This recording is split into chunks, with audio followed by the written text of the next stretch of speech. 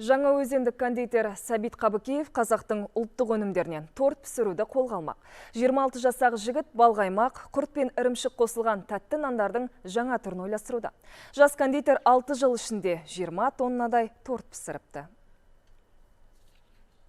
Сәбит Қабыкеев 6 жылдан бері түрлі торт пісіреді. Осы кәсіпті қолға алуына тәттіге деген сүйіспеншілігі себеп болған. Мұнайшы мамандығын игергенімен жаны кондитерлікті қалапты. Осылайша қара алтынды тәтті нанға алмастырған. Торт пісіруді кітап пен ғаламтордан үйреніп, аз уақытта Жаңаөзенге танымал кондитер атанды. Сложностей очень много, и это даже, наоборот, манит. Басында әрине қиын болды. Алғашқы пісірген тәтті торттарым көңілімнен шыққан жоқ. Көп іздендім. 4-5 айда қолымда үйреніп, пісірген тәттілерімде отбасыммен ойнай бастадым.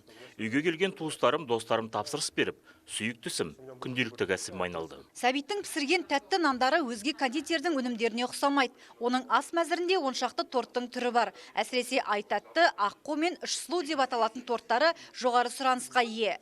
Пандемия жас кондитердің жоспарына өзгеріс енгізді. Ол тәттілерді үйінен пісіре бастады. Күніне кем дегенде 15 тортқа тапсырыс түседі. Көбінесе кондитерлердің жасайтыны ол вупипай мен красный бархат.